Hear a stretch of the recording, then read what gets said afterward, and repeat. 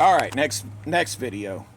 I just solved my major problem, which was, like I said, my Achilles heel was the CV axle on this 2010 Taurus was stuck in the hub.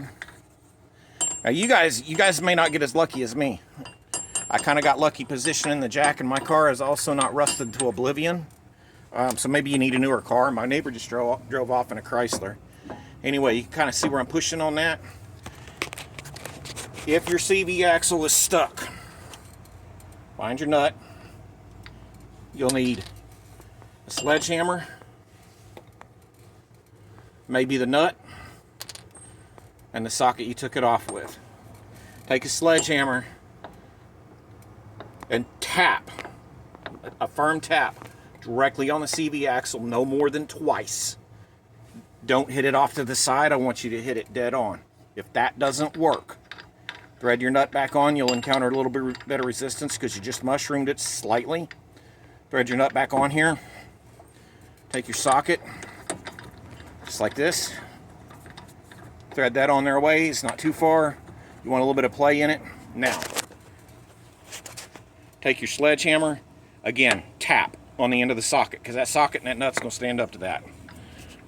Going back into what I had explained earlier, you see where all my bolt holes are on my bearing set. I'm going to pull this bearing set out. Ha ha, suckers.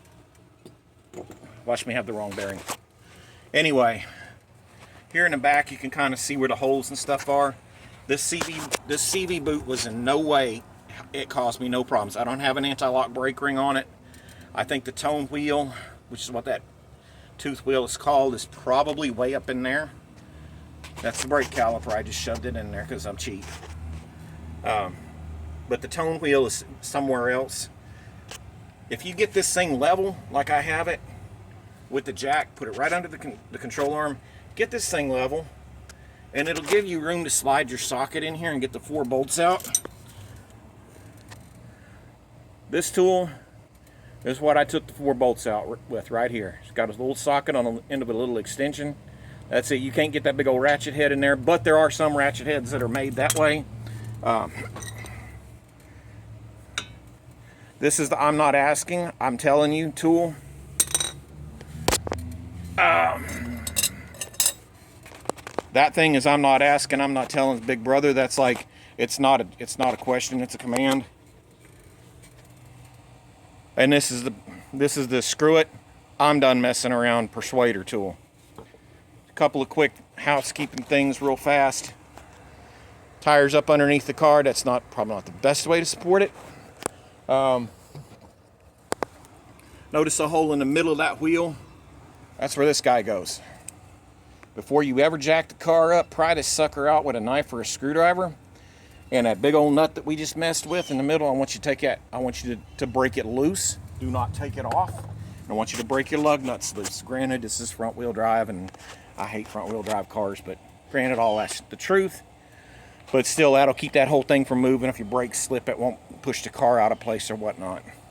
Other housekeeping items.